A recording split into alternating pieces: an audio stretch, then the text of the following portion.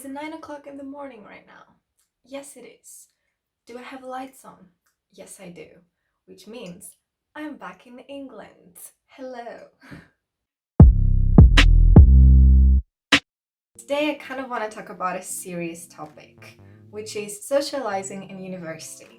University on its own is a really big change. You're on your own for the first time, you're in a foreign environment, and you don't really have any friends yet, which is even worse this year and even more present because the social aid that universities usually provide to students, such as Freshers Week and the activities fairs, have gone online or have been cancelled altogether. I wanted to do this video mostly because I remember my first time in university and it wasn't pretty. We always are so excited with the idea of university that we're gonna come, we're gonna make friends, and it's gonna be amazing. It's all about independence, but we rarely talk about how difficult the transition is. I'm also talking a little bit more quietly today. I don't know if this is gonna be a problem because I live with 4 other girls and the walls are especially thin, so I don't want to disturb anyone. When I came and moved to Sheffield for the first time, I felt completely alone. I would lie to you if I said that I didn't cry a couple of times and I didn't have a few mental breakdowns. So in the beginning, before I actually found the balance and made some concrete friends, I felt really lonely and really freaked out. Also, in the beginning, I lived 30 minutes away from university and 30 minutes away from the city center. So socializing was a bit harder for me. I had to walk a while because there were no buses that took me from my house to the university or to the city center. And then, the nights out that every fresher enjoys, those would cost me even more because I had to take an Uber back or walk the streets at, 2 or 3 in the morning, which is a scary experience.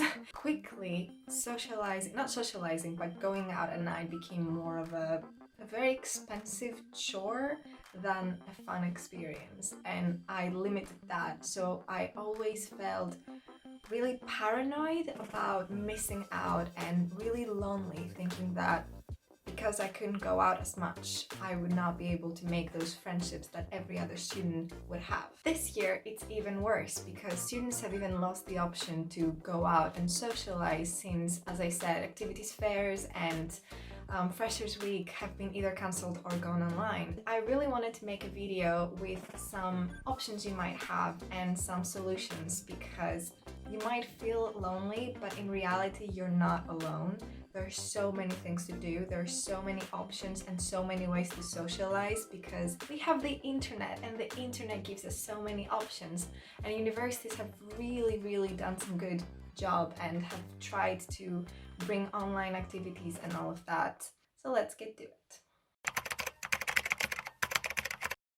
If you're a fresher, you're probably either in an accommodation or booked a room in a house, but probably most freshers go to an accommodation, which means you're probably in a flat with 3, 4, 5 other people. So look at your immediate environment, get to know those people. You're basically stuck with them for the better part of the year, and if we go on lockdown, that's your social circle. You have nothing else. So get to know them. Make them a greeting card or make them a gift basket and put a card where you say, hello, this is my name, I'm living in this flat number, and maybe put on your Facebook handle as well so they can message you if they're too shy to come up to your door and knock. One of my flatmates this year made a small gift bag for me and she left it outside my door when I moved in, and it was the sweetest thing ever. I knocked on her door and that's how I met her. So this strategy actually works, and it left an impression. I immediately liked her. I wasn't expecting it, and it was beautiful. There are small things you can do to make an impression or to bring them to you if you don't always, see them in the hallway. Or the other thing you could do is simply just knock on their door and say hello and, introduce yourself. The most obvious thing to do is check your university's website and look for clubs and societies. My university, for example, has over 360 societies and clubs, which means our students have a lot of options to choose from. And your university probably definitely has more or the same amount of clubs and societies. You might think that, oh, it's not the same if it's not face-to-face, and there's also the rule of 6 now, but all of these activity clubs and all of these societies have gone online, and they've done amazing things. For example, in our university we have the film unit, which usually we had a small cinema underneath the university's students' union, and we would all go and watch movies there. But now what they did is they have the Netflix, they watch movies on Netflix, and they do both the party Netflix and they do Google Hangouts. Before the movie begins, they all go on Google Hangouts and they meet each other, get to know each other, and then they feel more comfortable talking while watching the movie. And that's just the film unit. There's so many societies and activity clubs that are currently doing the best they can going online, and they're just as eager to meet new people and have more members. Try what you want. Like, do you want to go to baking, book club, crafting society? Anything you might be interested in, join in, and you will meet so many other people that have the same taste as you, the same interest as you, which is the best way to make friends, even when you're not going to meet them face to face anytime soon, because there's the rule of 6. But you can just meet one-on-one. If you like them and you're chatting with them, you should just grab a coffee and go for a walk with them, and just like that, you know someone new and you're making a friend. Next thing that you can do through the university or through other sectors in the city is volunteer. That's another fun way to meet people but also give back if you're the kind of person that likes to help others and give back to society. There are so many amazing volunteering clubs and volunteering organizations in each city. Even if some of them are online, you're still going into a group of people that is probably close-knit, and they're always talking and doing activities. And maybe some volunteer societies in university are also up to some fun activities on their own.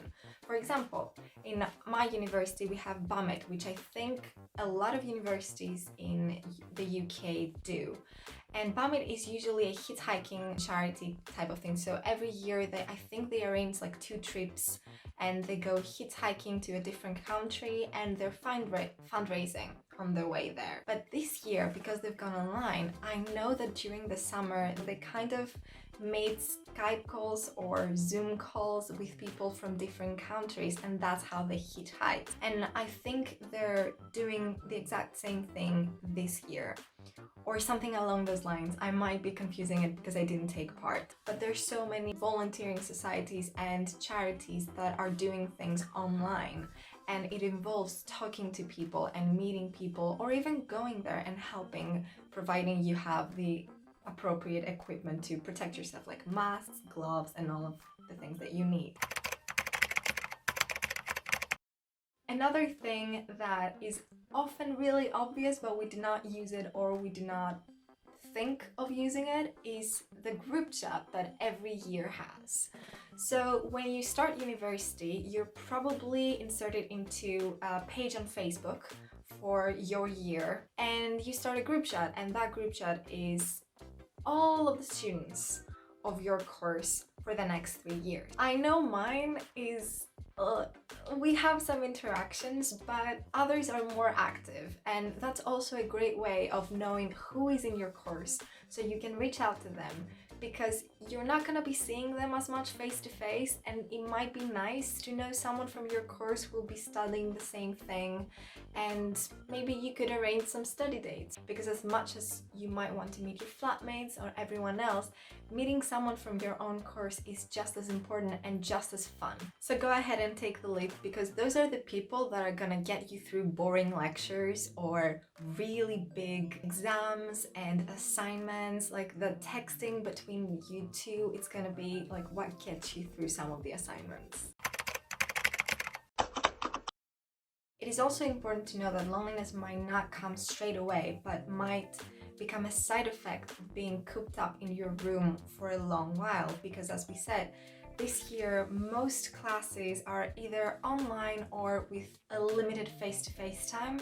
So most of the time students are left in their accommodation, house or room. Maybe in the beginning you're liking this, you like your new living space, you're liking decorating it and being here. Maybe you're socializing with your flatmates and you're still not feeling that this is enough. And that might be because you have a lot of pent-up energy because you're always in your room. So the best thing you could do is actually take yourself out of this environment. Get out of your room, get out of the accommodation, get out of the house and go take a walk. See the scenery, see the city, like take a moment for yourself and breathe some fresh air, because that's just as important as socializing or doing anything else. What else you can do is also exercise or do crafting or do any other kind of hobbies that you wouldn't normally do. Pour your energy into that. Pour the energy you would pour if you were out and about, in big groups, socializing. That's energy. That's energy that we put into talking and socializing, which you can put also into a hobby. So try new things. Basically, spend that energy in something that would make you happy. So that time that you will be doing that thing, it won't feel like you're alone because you'll be doing something that you enjoy. I'm saying craft or exercise, but to be honest with you, whenever I'm feeling like I have a lot of pent-up energy, what I do is usually put on some music and start dancing around the room. So everyone has their quirks and everyone has their own habits or hobbies. So find yours. The last one I think is the hardest one, and it's not the most obvious one, and it's something that we often forget, and it's maybe you should take advantage of this time to learn how to be alone. We keep saying that meeting new people, having new experiences is what makes you flourish as a person and develop. But in reality, also kind of sitting alone, having a time to kind of understand your thoughts and do some of your own hobbies on your own is just as important in self-development. It's really important to like spending time with yourself. So it's also a great time to learn how to do that. And that was it. That was my video for today. I would also like to add that if you are feeling lonely and none of these things are working and you'd like someone to talk to, I will link down below all of the helplines I know and all of the charities that are always ready to answer the phone and listen to you, because it's just as important. If you just want to talk about something, or if you're feeling lonely and you don't know why and you've tried everything, those charities and organizations are here to help. So thank you so much for watching. Please like, comment and subscribe, and I'll see you in the next video. Bye!